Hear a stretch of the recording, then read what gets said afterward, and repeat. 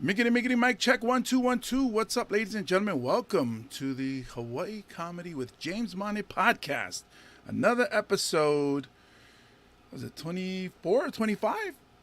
Is it 24? I think, unless you count the what is that called? The introduction episode, the intro episode. Then this would be 24. Wait, no, this would be 25.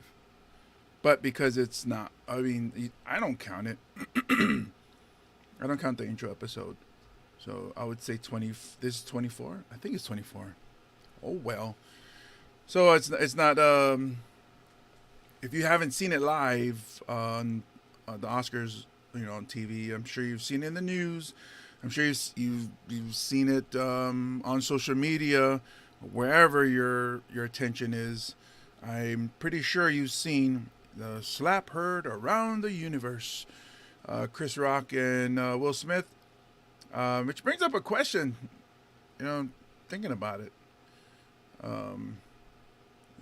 Have you ever been heckled? How do you deal with hecklers?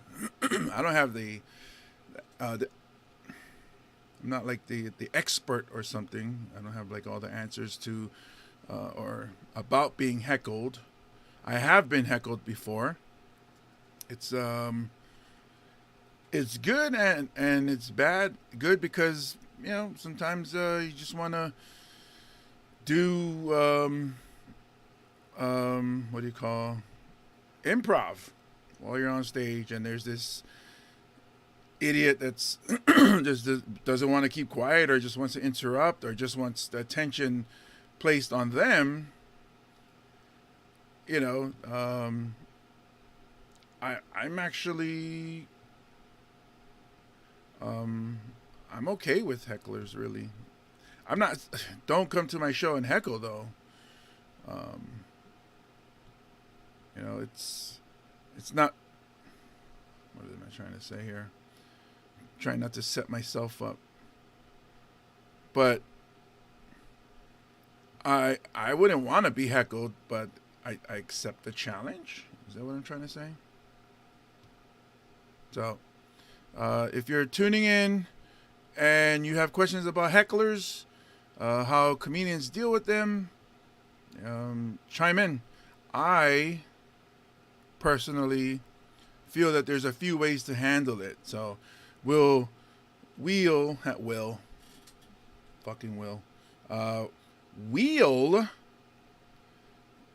discuss.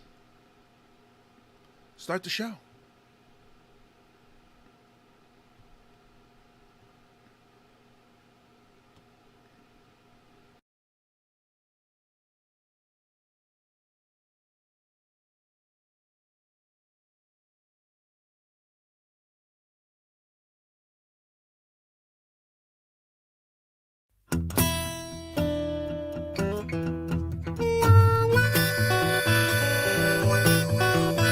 Live from the middle of the Pacific Ocean, it's Hawaii Comedy with your host, James Money.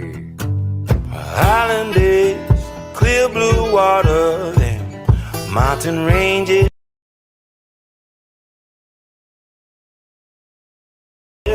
dancing daughters. I can't get enough of these island days. Won't you take me back to Honolulu? Yeah, that surf is high and I am too. Sing songs all night long. I live in these island days. Oh, they told me not to fall in love, but I just could not help myself. Oh, I missed my flight again. I was sleeping here with my new friend. Oh, yeah. Island days, clear blue water, and mountain ranges and beautiful daughters. Yeah, I can't get enough of these island days.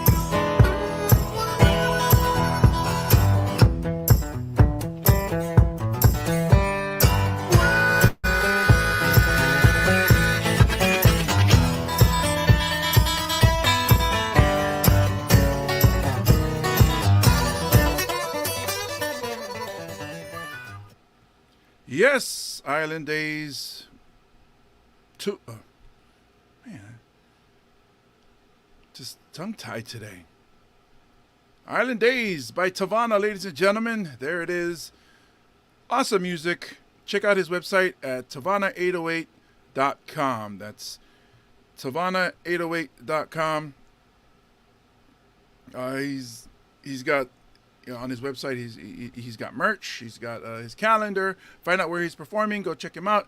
Lieutenant Governor Dr. Josh Green approved that music. He said Tavana is very talented. Really dug that intro music that Tavana has. Allows me to play Island Days. Check him out on Spotify or on YouTube or wherever you stream music. I want to give a shout out to the people that made this beautiful shirt that you see here. I'm wearing brown today. Oahu Golf Apparel. Make sure you join Team OGA. Go check out their website, oahugolfapparel.com. They make hats, t-shirts, and golf accessories and are locally produced here in Honolulu, Hawaii. They offer fun, stylish activewear for on or off the golf course. Make Oahu Golf Apparel a part of your game. The reason I like the shirt, first of all, they make it my size. This is a 6X. It's a 6 extra large shirt, and it's comfortable. It's stylish. It's got a collar, so I can, wear it, and like if places that require collars. But it's also comfortable. It's light. It's flexible. It's very cool. So check them out. OahuGolfApparel.com. Also want to give a shout out to Comedy U Hawaii. Go check out their website, ComedyUHI.com. I'm performing a lot with Comedy U. I'm hosting every Tuesday at Slack Key, which is inside Hawaiian Brian's. So if you're in the area and you're looking for something to do on a Tuesday night, come down, check it out. I promise you it's going to be a fun time. The last 2 weeks that I've hosted, we had great lineups for the audiences. The audience is starting to get bigger and bigger. Go to ComedyUHI.com. Scroll through their events. Their homepage is all the events that they have going on. They have a show tonight at Taqueria El Ranchero in Kapolei. Tomorrow night, Friday night, April Fool's Day. This is not an April Fool's joke. This is serious or real. I'll be performing with Comedy U at at Blue Note Hawaii. That's in Waikiki, in the outrigger, the main outrigger. I'll be performing. Champ will be there. Jasmine Bautista, Jose Dynamite, Johnny Sparkles is performing. Man, this is what happens when you weren't planning to podcast today, but then you're like, you know what? There's people that want to hear it, so you gotta go. So not you gotta go as in like leave, but you gotta get up and do it for the people. I wasn't planning to, but I said, all right, cool. Okay, so that's Comedy U at Blue Note Hawaii, Friday, April 1st, 7:30 p.m. We got Champ, Jasmine Bautista, Reese Paul, myself, Jose Dynamite, and Johnny Sparkles. You can get your tickets at BlueNoteHawaii.com. Show starts at 7:30. Don't be late. I'll be there. Might have a pop-up comedian. You never know. That's the exciting thing about going to the live shows is you never know who could pop in. That's how it's going to be on Tuesdays. I'm pretty sure you're going to like these pop-ins. On top of that is amazing lineup. So that's every Tuesday. Those of you tuning in every Tuesday, come check me out at Slack Key Lounge in Hawaiian Brian's. Okay, cool. All right, so what are we talking about? Yeah, before I continue, I always want to give out this phone number for the people who are experiencing tough times as we, everybody's going through their, different levels, but tough time going on right now for, a lot of people. If you feel like hurting yourself, please don't. Talk to somebody first. Hit me up. I'm hit me up in the DMs. The kids say slide into the DMs. I don't think kids say that. But anyways, hit me up. We all going through some tough times, and sometimes just talking about it or just letting it out, helps it, deflates the stress bubble, let out some of that steam. If you don't want to talk to people talk to these guys that can help you out. The National Suicide Prevention Lifeline. Their phone number is 1-800-273-8255. That's 1-800-273-TALK, TALK. Yeah, give them a call. If they can't help you out, maybe they can point you in the right direction. Maybe offer some assistance, So we're all going through, we don't know how much crap we each are going through, different levels of crap we're going through. But, it's always good to help out. Okay, cool. All right, let's check out the Comedy Corner. Michael E., you have my utmost support, sir. Thank you so much. Give you a podcast live virtual hug there. All right. Michael, I know, understands virtual stuff. He's in IT. I know, and he's also a very, very supportive person. Thank you so much. But here we go. Let's talk about it. Okay. Heckling. For some strange reason, this is, everything here is my opinion. And I've talked to people, comedians that have experienced different levels of heckling, being heckled. Cool. Michael, give me the virtual hug back. Appreciate it. So I've had many different types. I've been doing stand-up comedy for maybe 12 years or so. And one of the weird ones for me was always the ones that don't know that they're heckling. So there's the people who are watching the show, and so as they're performing, you hear in the audience, "Ha ha, that's a good one." Or, so funny. It's like, whoa. It's like, you don't need words, man. You just laugh. It's like, applaud is good. But then and you hear, "That's so true." It's like, yeah, I know. That's why we're talking. That's why I'm up here talking about it. I'm not making this stuff up. Well, technically I am. But those people think they're helping the show or they're showing their appreciation, but in actuality they're technically heckling because interrupting the flow, or it's not we having a conversation unless I ask you a question, or I'm having a conversation with you, and I say, "Hey, where are you guys from?" Or, "Hey, that's an ugly shirt," or whatever's. Each comedian has their style on stage. I try not to do too much crowd work because, and I learned when I opened for is it Todd Barry, and early on in my career, I opened for him on Maui, and he said not to do crowd work. I said, okay, fine, but do you mind if I ask why? And I wasn't much of a crowd work person, but he said, because then it gives the crowd the okay to start talking, to talk back or talk to the performer. I was like, oh, I did not know that, but that makes sense.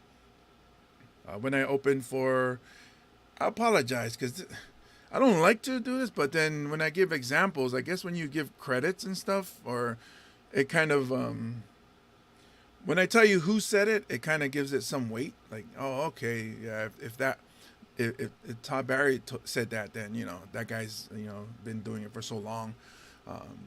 So it kind of hurt the show when I opened for Dave Chappelle on Maui. The second show. And when somebody he didn't say don't do crowd work, but when somebody in the crowd says something, when I first started out, it was always you have to address, if somebody says something and you know, unless you address it or you call out the elephant in the room, something like when you're performing in the bar and the waiter or the waitress drops, you know, drops a cup or a plate or something, and then everybody's attention is now on that.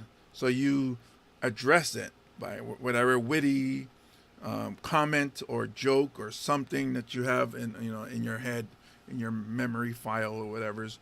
But I forget exactly what it was. It was the joke about my half Samoan, half Jamaican nephew, and I guess there were Jamaicans in the crowd, and one of them said "booyaka," you know, when I mentioned that he was half Jamaican, and I you know, I forget what I said. This was a long time ago, and then it was funny and they laughed and they enjoyed it, and then I remember backstage telling Dave Chappelle, like, oh, did you know that today is the 10th year anniversary of the sketch, the Rick James sketch? And he said, oh, I didn't know that. And then he went out and he mentioned it, and that same group was yelling, Rick James, bitch, or what is that? I'm rich, bitch, or something. And he didn't like it, and he had them removed. So that's how he deals with hecklers. Before the show starts, there's a lot of announcements.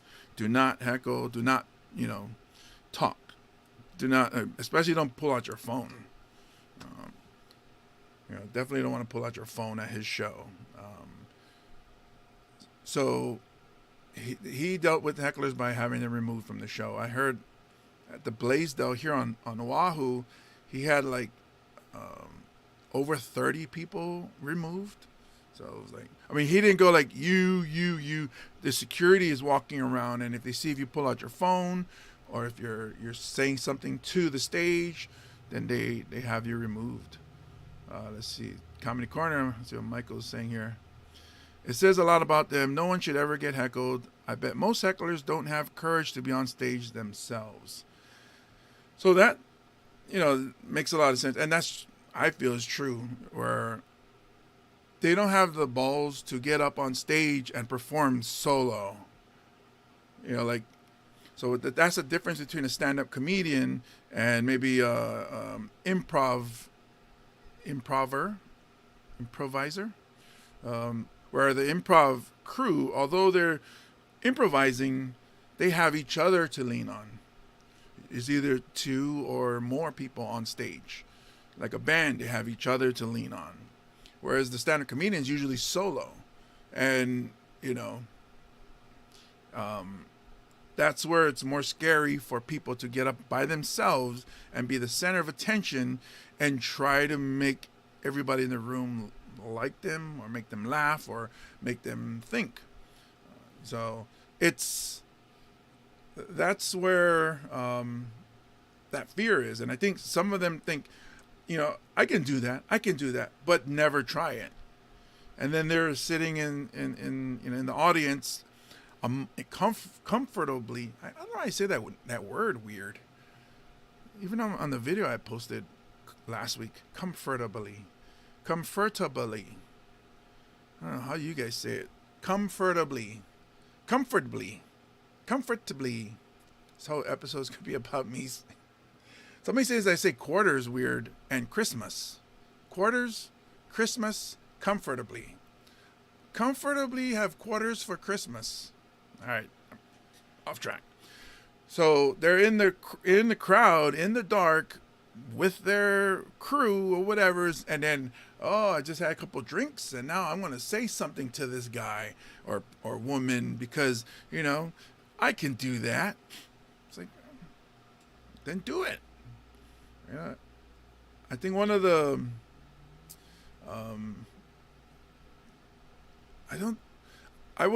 yes. I was at an open mic when this was like maybe 2011 and fairly new. This was at Laugh Track Theater. They do third Thursdays every month was stand-up comedy, open mic. specifically stand-up comedy open mic. And there was a comic, oh no, there was a woman who we're friends now, Anna. And this is a small room. So if you're talking, everybody can hear it. So somebody else is performing, and you can hear her commenting. And then I got up, and then, I started talking about her, to her. And, people were laughing. She was laughing too. She liked it. And I think that's why we became friends, because, it was cool. But then the host came back up and started, and she kept going. And then he said, you know what? And this you never do, open micers or new comedians. You never do this. He said, well, if you think you can do better, why don't you come up here?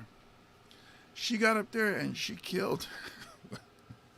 And she's not a comedian. She just got up and started talking shit and did well. The other thing was, maybe a third of the room was her friends. They were all there, to watch the open mic. So she never became a stand-up comedian. She tried it a couple of times. It's different when it's strangers, because strangers don't give a shit about you. But when it's your friends, you might get that pity laugh or that, oh yeah, whatever's. So that was probably one of the earliest times that I got heckled. But I handled it by talking to her and making jokes about her. There's in my head at that time, and even today, I see it as two ways to go. One, and I labeled it the Seinfeld way, which was you don't address them. You just continue with your show. They talk whatever's, and which is what I did February 2nd. See, I was heckled recently, February 2nd, at my headlining show at Blue Note. But it wasn't heckling like, hey, you, or you this, or whatever. Some idiot just kept yelling the name of the school he went to. Which was weird, because it's like one of the rich private schools here. Kept yelling, Iolani. And I was like, Iolani? Who does, you don't see like gangsters in LA or something yell out, Rodeo Drive, homie. That's what it was like. It was just rude, but he was yelling Iolani, and I'm like, what? That doesn't make any sense. But I'm processing that as it's it's happening, and I made the conscious choice, just do your material, because one of the goals I had for that show on February 2nd, this last month, was to see how much material I can get out and see if I can do over an hour. So if I was to start to deal with the heckler, I would go off that track and then have, just 30 minutes of material, which happened at the Comedy Kunikapila show at Blue Note with Lanai. Lanai was performing, and he worked on his set, and he was doing a great job. But some guy from New York just felt like he needed to talk. Well, he was drunk. So Lanai, although had good material ready, and I seen him working hard. He showed up at a lot of Comedy U events to work on his material, and I was like, oh, it's going to be good. Then he had to deal with a heckler who was right in front center. Just a drunk guy that would just, I wasn't in that show. I mean, I wasn't performing. I was there watching the show. And maybe, I think he was supposed to do 20 minutes. But 5 to 7 of those minutes was talking to that guy from New York. And the reason I know he's from New York is because it came out in the conversation. And it's like, it was a drunk dude. And that's what happens sometimes when you perform at these bars and then, people get drunk. Yappy, yappy, yappy. What's up on Comedy Corner? What's up, C Safari Muse? Thank you for tuning in. Today we're talking about heckling. I guess the ultimate heckle is what Will Smith did to Chris Rock. He went up and slapped him in the face. Like, man, that is literally a slap in the face. One of the harshest I was dealing with a heckler was actually I'm guessing that they were a German couple by their accent and when they were talking. So I hosted the first female comics of Hawaii show at Dragon Upstairs in Chinatown, and there was, I think, maybe 6 to 8 women that were going to perform, and they did like, I think, like halfway through, like four performers, and then they took a music break, so they had a band perform, and then they had the second half of the show, so kind of like a dance intermission, which if you do comedy shows, stand-up comedy shows specifically, it's not really a good idea to let the crowd get up and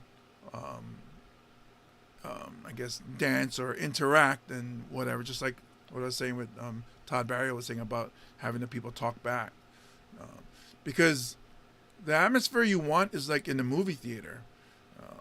Ideally would be low ceilings, people up close to the stage. Blue Note, as far as Honolulu goes, Blue Note is a good setup. Actually, a really good setup for compared to all the other venues. Slack Key is a good setup. The only thing is they have these pillars, but it's weight-bearing pillars, so it has to be there. But they're good setup for stand-up comedy shows. So what is it at this? That's why you see like the Cellar in New York, where the ceiling is low. Everybody's right up. The stage is tiny. I think you can take like 3 steps and then you're from the wall to the first person, because you don't need a band. You don't need a lot of people on it. You just need to elevate the comedian or the speaker. So, anyways, at Dragon Upstairs, people got up, danced, got more drinks, which is good for the bar. They got more drinks, and then came back, and then I'm the host. I'm back up on stage, and the way the stage is set up, it's really high, so people's face was my foot level. So, and there's a table that was right in front of me. So I'm looking down at these people, and I can hear them talking. So instead of talking to them or telling them to shut up, I decide to do some time. Maybe they need time to settle down, so I'll do 5 minutes and try to get the room to settle down and chill out and get back into stand-up comedy mode. But they just kept going, and the louder I got, the louder they got. They wanted to they had their own conversation. They were just two people, a man and a woman. I don't know if they were husband and wife or boyfriend, girlfriend, whatever. They were middle-aged, so they're a lot older. But they were just got louder and louder, and I was like, and I just stopped. I was like, well, we got to get this show going. So I said, could you guys please keep the noise down? We got people, and this is something that I saw on Louis, TV show Louis by Louis C.K., where he dealt with a heckler, and what he was saying to the heckler, which was a woman in the show, is that that she shame on her for thinking that she can come to the show, pay her ticket, and that gives her the right to interrupt. And some of these comedians, I forget exactly what he said, but basically some of these comedians, especially in a big city like New York, where you have thousands of comedians and are trying to get stage time at some prestigious club, they'll spend hours a day on their material, and then they'll spend so much time trying to get to that stage, and you got to get seen by the booker. If you listen to the previous episode with DJ Sandu, he talks about how difficult it is to get booked So these people, they worked hours on their 5 minute material or 10 minutes, whatever it is, and then they months preparing for this moment, and then that one person just interrupts and screws it all up. That's so messed up, because they paid a ticket, so they feel they have the right. And it's weird because for some reason it's like that with stand-up comedy. Like, nobody does that with like a band. Like, nobody goes up to the Eagles and be like, "Oh, California again? California, is that the only song you know?" Like, nobody does that to musicians that way. It's like stand-up comedians, they feel like, "Oh, I can interrupt. I can these are just clowns. I go to work. I paid my ticket." Comedy Corner here, little boxes, free bird. Oh man, asking the Eagles to play free bird, that would be.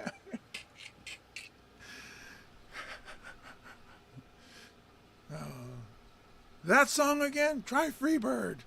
It's like that's not even our song. But that. So going back to this couple. Thinking about that episode that I saw with Louis C.K., I was thinking of like, I addressed them. I said, "Hey, these women that are coming up on this stage, and this is the first female comics of Hawaii show that that group has ever put on."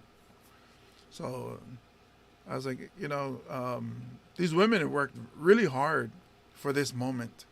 And you guys are just gonna I used a lot of colorful words. So you guys are just gonna shit on their moment. Some of these women spent months to come up here and present what they worked on to everybody in the room. Some of their families are here. Some of their good friends are here. You guys aren't even like looking at the stage. You guys are having a conversation. Why don't you just? And I just let them have it. I was like, F you and you. I didn't get racial, but I did snap. And I was thinking about it later, like, man, I'm 6'7", 400. Well, that time I was probably like 350 pounds. And just letting this two old couple have it. Like, you mother. Oh, man. They shut up. And then the cool thing was, for me, I got the crowd to hate them too. So everybody jumped on my side because I was, I painted the picture. These women coming up worked hard for this moment, and you guys just gonna shit all over it because you guys paid $10 to be here, and they shut up. It's kind of messy because they didn't laugh either. So I don't know. The rest of the show, they said zip. I mean, they were sitting up front too. That's what pissed me off. The rest of the show went well. The last half of the I'm not sure how many, but because it was so long ago, but the people enjoyed it. So, and then for me, I drove city bus for so long. At that time, I was probably like 13, 14 years in the city bus, and I was practicing. When people got on my bus, in my head, I was acting like they were heckling me, and I would talk shit in my head to them. Like, "Oh, yeah, okay, your slippers, and why don't you go cut your toenails?" It's just random stuff that, out of the hundreds of people that I saw, I would say maybe like 30-40% of them got some snaps from my mind. Even did some Yo Mama stuff. But yeah, oh shoot. There was one instance. So we did a Fringe Fest, and this is so weird. This was probably the weirdest one. So the Fringe Fest, it was like before they actually started the Fringe Fest here in Honolulu. They did like a soft opening or dry run or whatever's.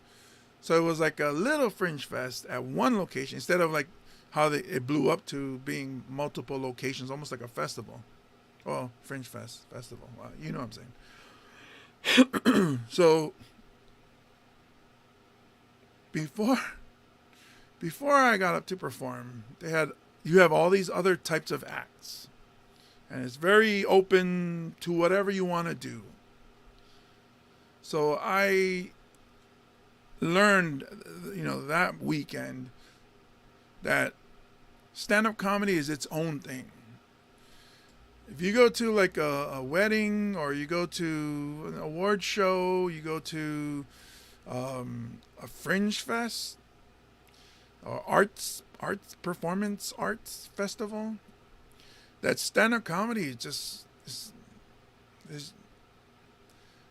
like, unless you're there for stand-up comedy, for some reason it seems like you don't like stand-up comedians.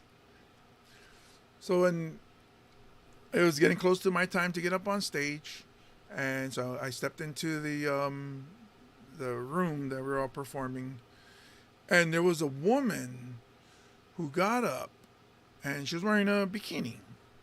All right, because there's a lot of dances that happen, a lot of all different types of performances that happen. So this woman gets up, and she's moving slow, like real, like moving around like a snake, or like a serpent or whatever. And then out of nowhere, she pulls out an egg, a raw egg, and safety pin. So she undoes the safety pin. She's walking along the stage. She goes down. It's only like one step to the floor where people, and there's people sitting on the floor, and there's people sitting in chairs, and she's walking amongst them, like slithering through. Maybe this is why they hate stand-up comedians, because I'm watching this shit like, what the hell is happening? What the frick is this? And she cracks the egg with the safety pin. Like, she pokes it a few times, because it took a while before it to come apart, to break open. Yolks, egg whites spill out, and she's wiping it all over herself. And then she has a shell, and she uses the safety pin to like pick up shells, like she's holding like it's a fork, and then she's giving little pieces of shells to people. And I swear to God, people's reactions. And I'm like, what? I don't understand what's happening. And they're applauding her. Like, maybe I don't see the art in it. She's wiping all the egg yolks and whites all over her, and she's passing out egg shells, little egg shells. And people are applauding her like she's like Monet, or hey, congrats, that art, oh my goodness, amazing. They were saying she was amazing, and I was like, I don't see it. I just see a person that, like, if this person was outside, everybody would be like, oh, look at this crackhead. That's how I seen it. And then I go up and I got to do comedy, which I did. Got up to stand-up comedy. My friend, I got through. My friend goes up and gets booed. I was like, seriously, you're booing somebody who's talking and telling jokes? But the lady, half-naked lady with eggshell and safety pin, you guys were applauding like she's a genius. Magnificent. I was like, what the hell is happening? Damn stand-up comedians. Yeah, and then my friend was getting heckled, is getting booed. I was like, that's whack. That's so messed up. I don't get it. So I mean, people look at stand-up comedians as like second-class citizens or something. And maybe that's the feeling that Will Smith had when Chris Rock pissed him off, or his Jada Pinkett was like, you better do something. You better do something, or I'm going to have another entanglement in August. Or August will be in my entanglement. And people trying to break down what was going on. And did he lose his mind? I think he's under a lot of pressure. If you ask me, I had a whole episode, 2 episodes ago about this, but I think just so much pressure is on him to look a certain way, to be a certain way. That pressure of like, I mean, I've never been on, big man on campus or whatever. I mean, like top dude or whatever. But I think that's what happened. I think he was embarrassed, and then he reacted, immaturely. If you look, like, if you break down the video, you look, and it looked like Chris, like, held back. He stayed composed. And some people were breaking it down even further, that stand-up comedians who have dealt with hecklers before recognize what's happening and understand that we have choices. Either, like I say, you can either handle it like the way I did with the German couple, or you can handle it, like I say, with the Seinfeld way, which is you just ignore it and just continue. And I think Chris, after finally clearing his head and understanding the situation, wanted to move the show along and just get off stage. Whereas Will took it as, I'm going to yell, I'm going to make this about me. Some are saying he's still in character as King Richard. But the odd thing is, King Richard wasn't about violence. I mean, Richard, Venus and Serena's dad, wasn't about violence. So this is something that personal that built up for Will Smith. Man, I tell you what, it helped Chris Rock with his ticket sales. Because I think some people have those ticket sales where when the demand goes up, the ticket price goes up. So, sheesh. I might have to slap Jose at one of his shows, and then maybe the ticket price for Comedy U goes skyrocket from $10 to $12. Boom! Look out! Comedy U has arrived. But yeah. So there's a lot of different ways to get heckled. There's different ways to deal with heckling. I remember one time where I was performing and a guy was asleep in the front. That's a form of heckling. I mean, the guy was drunk. So this was like early on in my career. I was doing a showcase from the old podcast I used to do with my good friends, Chad and Russell. And we did a showcase, the Guys with Issues comedy showcase at Hawaiian Brian's. And there was a guy who was sitting in front, and he was drunk. So I was the last comic to go up. By the time I got up, look, he was like this. I was like, is that dude sleeping? And they started talking to him, and then he got, oh, no. And they started, he wasn't heckling, but I started talking shit about him. And he said, oh, no, you brother, you brother. Yeah. But, yeah. I think ever since I decided not to do crowd work. But now that I'm hosting, I just might start doing some crowd work. I did at a couple weeks ago at Taqueria El Ranchero, where I talked to a couple, and I was like, oh, okay, this is all right. But I like to write. So when I write, I want to present this to you and see what you think. So especially when you don't have much time, I think like 15 or 20 minutes at most of these venues. Sometimes only 10 minutes. It's like, oh, let me work on the material, so that the material is dope. Crowd work, I can do crowd work anytime. So now that I'm emceeing again, or hosting again, I can do some crowd work and see what we can do, which I did a little bit this past Tuesday, more like talking to the people about current events and stuff. Yeah. So if you guys have any questions about heckling, hit me up, or if you have experienced heckling, let me know how your experience went. I'm trying to think of. Oh, actually, so another form of heckling is not listening. and talking amongst yourselves.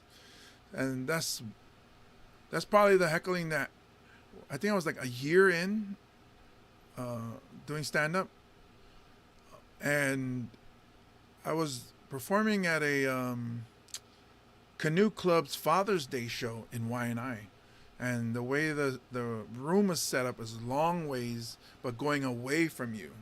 So there's people in the back half of the room, and by the time I went up, it was late. They were all drunk, and they were just having big conversation, and I didn't know how to get those people's attention, and draw them into your show like I know now. But I was looking around. It's like, man, the only people who are paying attention are the older people that were sitting in the front, the elderly that were sitting in front, and they could understand what's going on, or maybe not, but they it wasn't a good time for me. And I was supposed to do like 20 or 25 minutes, and for a new comic, that's a long time to die. But I knew I had to do my time because I was getting paid for this. So like I felt like so shitty after I got off. I got off stage, and the show continued. And I was talking to another comic, and I was saying, "Man, should I not take the money?" And he's like, "Why? You worked, didn't you?" I was like, "Yeah, but I didn't kill." I was like, "You did your time. You earned that money. It's not your fault. All these people were drunk." And I was like, "I guess," but I felt bad, and I stopped doing comedy after that. I was like, I couldn't handle that. Shoot, let that be now. I mean, I did a graduation party. I think three before pandemic. In fact, me and Tumua did it. This was before Tumua blew up. So I said, hey, come with me, and then I'll share the pay with you. And we got booked. We went, and almost the same thing. But it wasn't. And this is one of the reasons I don't like doing stand-up comedy at private parties like that, like weddings, graduation parties, baby luau's. I don't like, because majority of the people there didn't come for stand-up comedy. They came to talk amongst themselves. I haven't seen you for a long time, family. Let's eat. Let's listen to music and have a good time. It wasn't about, let's all quiet down now and listen to this stranger who's not related to us, who's overpaid. Let's listen to what this guy has to say. I did do one wedding, and after that I was like, that's it. And it was good. I had a good time. They had a good time. The jokes hit, and I got paid good money. But after that, I'm like, money will come. Money will come. All right, let's check Comedy Corner here. Jose, we're going to arrange for him to get slapped. But once he gets out of the coma, I guess he will be able to perform again. Pepper, the misunderstood evil genius. Stop having feelings. So that is one of the things that I think about. I'll talk about it after. Let's see, Comedy Corner. State fairs and outdoor events. You just gotta pay attention to the front row. Right. Pay to the front row. Oh, only the front row is paying attention. Yeah, that's true. Everybody in the back's not paying attention. That's why doing stand-up comedy is tough in those venues. Let's see. Safari Muse kind of feels like that's the way to go. Maybe you need to create some drama or a big enough noise for ticket sale. How about challenging another streamer into an eating contest and, something small like charity event with a local celebrity? I don't know. I don't think my trainer would be okay with me entering any eating contest. But I get what you're saying.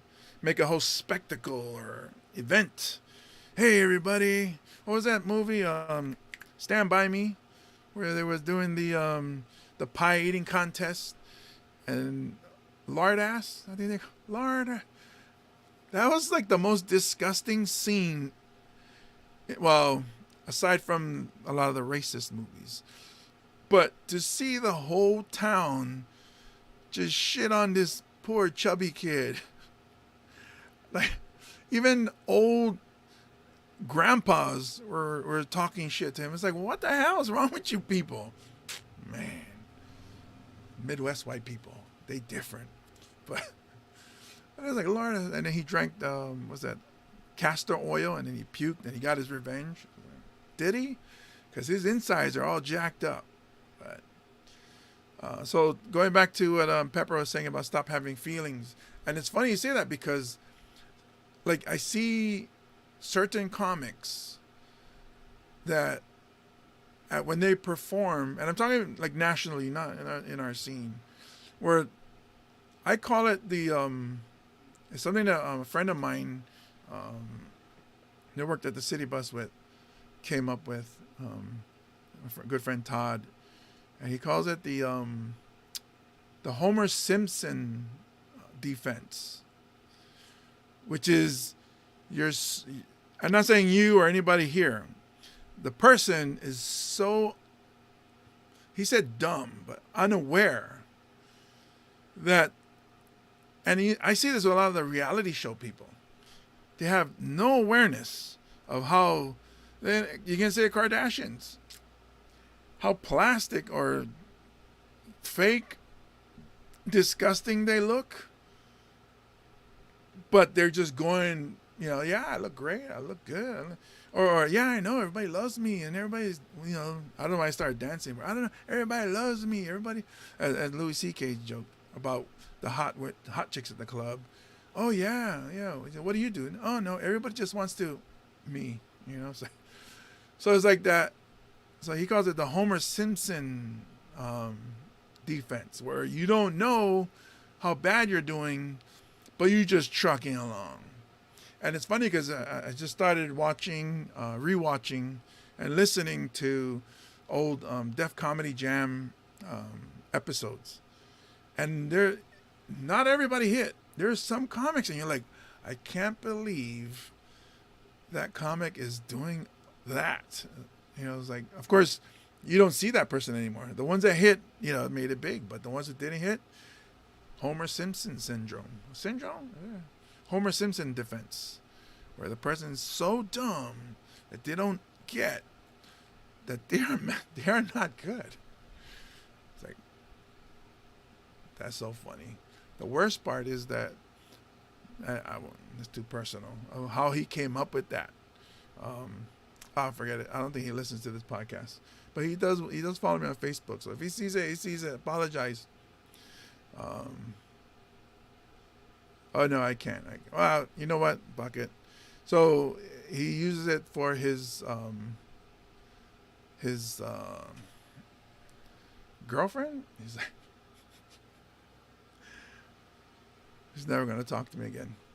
Where it's like, she just doesn't get it, so she continues to do whatever she does, but it doesn't affect her because she doesn't get it. So like, that's why I wish I had that, where I'm up on stage, stuff that I prepared, and I'm just going for it and not worried about did they like it or did they not like it. But I think that is part of being a stand-up comedian, is when you're on stage, it's your awareness of how the crowd reacts. So when I talk to new comics, I tell them that I say, crowd awareness is important, and understanding that every audience in every room is different. But it's like a puzzle. So as you get up, you see what works, what doesn't work. Where's the line?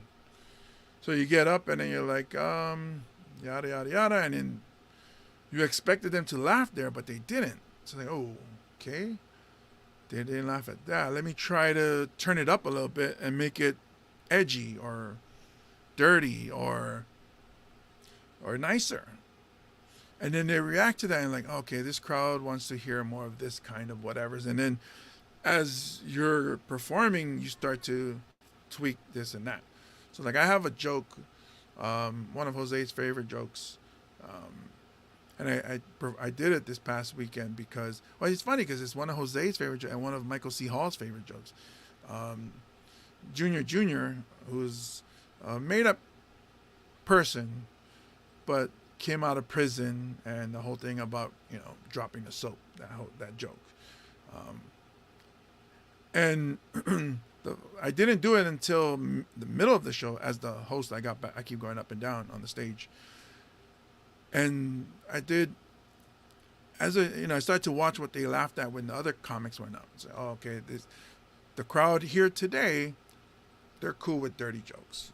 They're cool with pretty, it being pretty raunchy. So, and that's why I did it, and it kind of revived the crowd too. So, speaking of Jose, Comedy Corner, like that comic that was on the roast, and Jamie Foxx started heckling him. Oh yeah. Shoot, I forget that guy's name, but he tours. He's not a nobody. I don't know why I want to say Williams or something like that. But that was pretty dirty of Jamie Foxx. But I think the backstory was, it might have been something that, I guess, it was hinted that there was something, before the show started.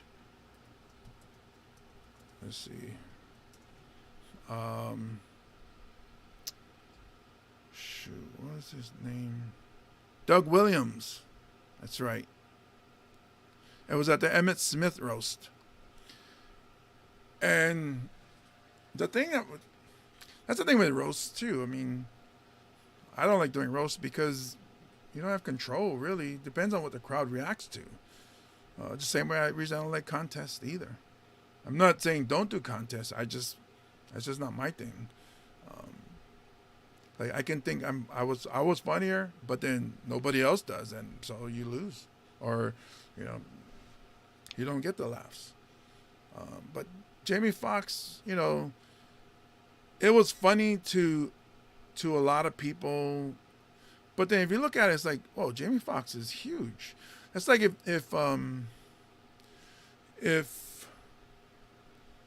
let's say Louis C.K. showed up at Slack Key and started heckling me. Of course, everybody's going to be on his side, Of course, I would have to kick his ass, but I don't know. We don't know what Louis C.K.'s been doing in the off season. He could have been working out, and he's like jacked now. He comes back. Oh, speaking of Jack, yeah. Comedy Corner, Pepper. He's mad successful. Doug Williams, I did a show with him, Howie Bell, and D.L. Hughley last year. Yeah, Doug Williams. And he is funny. He's not like top of the heap funny, but he's funny. C. Muse, I think it's safe to say there will never be a Will Smith roast in this lifetime. That would be awesome. I forget whose podcast I was listening to, but they were saying that was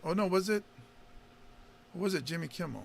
And there's so many things out, but where they're saying have a Will Smith roast hosted by Chris Rock.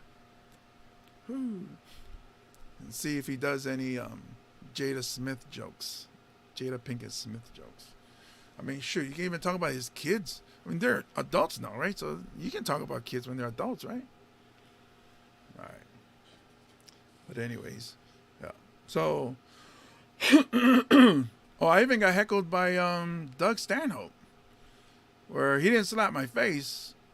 I probably would have been okay. I'm thinking I don't think he would, like, if he was to slap me in the face, I don't think it would be like he hated me and wanted to knock me out, slap me in the face. It would have been like part of a bit. But, yeah, he got up on stage and started, I think I talked about this in DJ Sandu's episode, but I'm not sure if I edited that part out because I talked about something that he felt I shouldn't air. But so I was hosting Eddie Iff's show, and Doug Stanhope came. He was in Hawaii and he stopped by, and he didn't like the way I was introducing the openers, so he got up on stage. Doug Stanhope came running up on stage, and took the mic out of my hand, and he said, "F you, James Money. You're not doing a good job of hosting," and he just let me have it. And then he started going after the crowd, and it revitalized the crowd. The crowd was so jacked by that. They're so happy that this was happening. And it's like, oh my goodness, Doug Stanhope's here, and he's ripping the crowd a new one, and it worked when I went to LA and did. From what I learned from there, I did that in LA at the Parlor. The crowd that wasn't paying attention, because it was the Parlor starts out as a sports bar, and then Jay Davis at the time up in Melrose would turn it, I think it was Monday nights, would turn it into a comedy showcase. The night that I was there, what's his name? Theo Vaughn was there. Shang was there. It was pretty cool. The cold openers that he has go on before the show starts they bombed, and then the openers that went on before me didn't do well, and then it's because like I thought their jokes was funny, but I was behind the wall, so I couldn't hear. I mean, couldn't see, and when I got up and I looked, and they still had the TVs in the bar on, and the place is huge.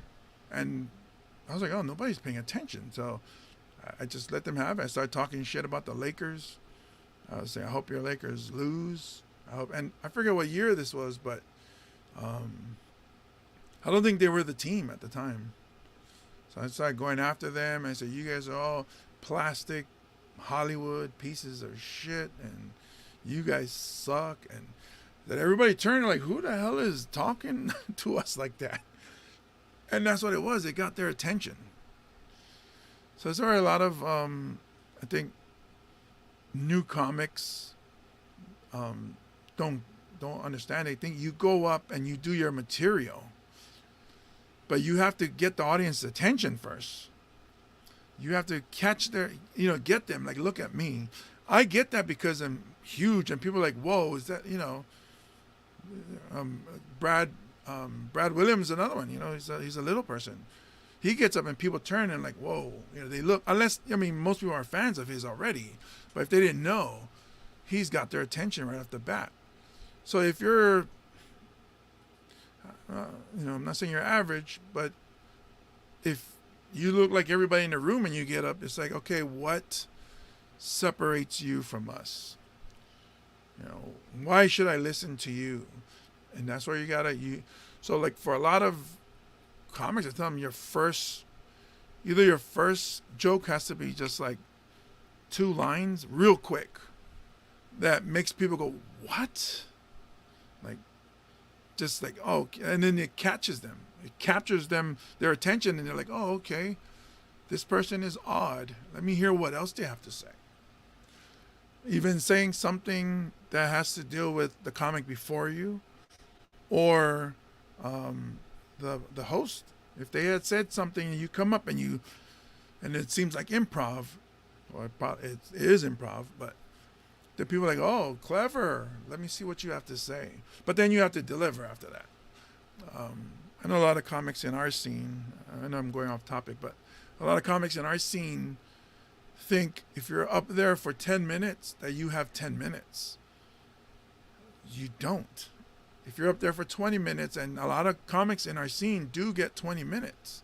They think they have 20 minutes. You don't. It has to be a tight 10 minutes where you have control of that audience for the 10 full minutes or 20 full minutes. Not where, oh, your new material that you did in the beginning is kind of whack, and then you try to win them at the end. Hit them in the beginning, and then try to hold on to them. A lot of comics, they start to fade in the middle.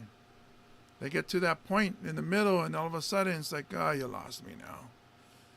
Or you didn't get me in the beginning. No, I'm not going to listen to your best part, your closer, at the end. I'm not gonna listen to that because you're, we're basically selling. Hey, what I have to say is important. Come check this out. You know? All right, it's starting to turn into a masterclass. But heckling, those of you who are at shows, don't do it. Don't. Because you're going to come across a comedian that's been doing it for years and has been dealing with hecklers for years, and they're just going to let you have it. I've seen a lot of comics, especially comics that tour. Probably like one of the most difficult persons to heckle is Mark Norman. He's so fast and so clever, and he's been around the country doing comedy. So he'll come with it fast. So you deal with a comic that has been doing it for years. They've dealt with somebody like you before. If somebody was to heckle me and I let them have it, I guarantee you're not going to win. First of all, I have a microphone and speakers. Everybody's facing me. And if you interrupt the show, right off the bat, people are like, oh. Probably even the people with you are like, oh, here he goes again. And I'm going to feed off of that energy. I'm talking shit about it. I'm trying to hype my shit up. Yeah, so a lot of these comics, man, Pepper, who's in here, Pepper, Misunderstood Evil Genius, has been doing crowd work for a long time. You definitely don't want to heckle somebody who does crowd work a long time. Tumua Tuine has been building up crowd work material for a while now. For the past year and a half, maybe 2 years. Maybe 2 years, a little over 2 years. He's been doing crowd work. So it's like, if you're going to heckle, well, you shouldn't heckle. If you're going to, make sure it's a new one. What is this? Life hack. Heckle. If you're going to heckle the first two comedians, because those are the openers. Don't heckle the headliner, because that person's seen some stuff.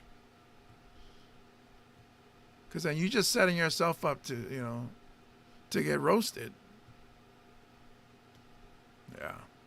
So don't heckle. You guys have any questions, let me know. Hit me up, or you can DM me. We can chat.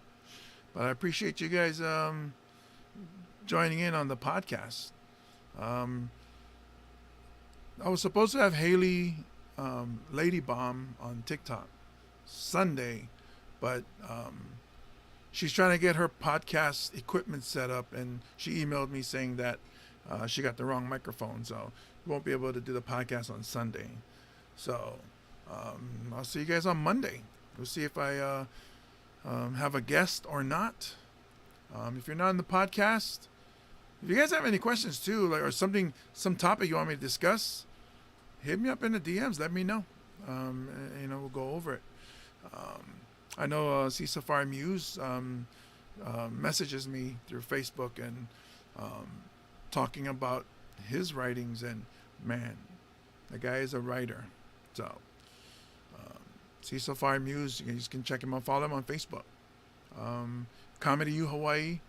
Follow them. Go to their website, comedyuhi.com. Or follow them on Instagram at comedyu.hi or at comedyu.hi. Appreciate Pepper jumping in.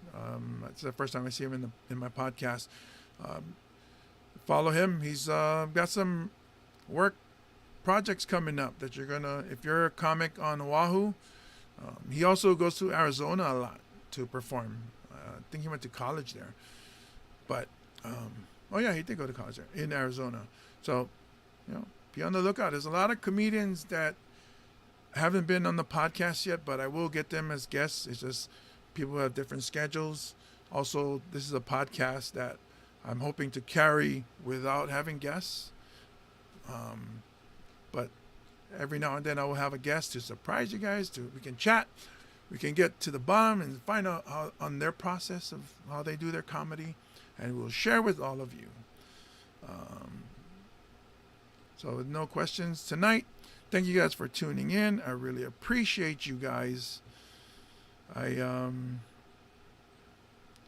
was it? I was just editing audio the other day, and I was like, maybe I'll use that as my my outro. I said like, oh, I got food downstairs, but I don't think my trainer would approve of it. But oh well. Peace out.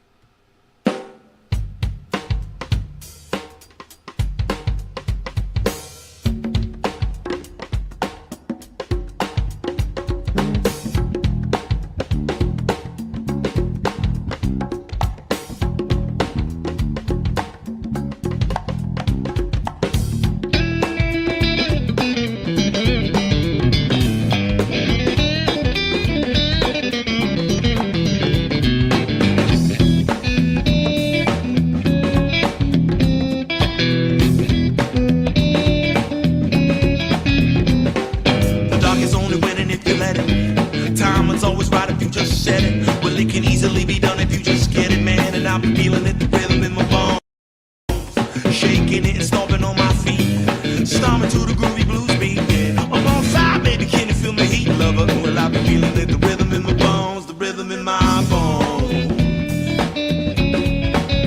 It's the rhythm in my bones.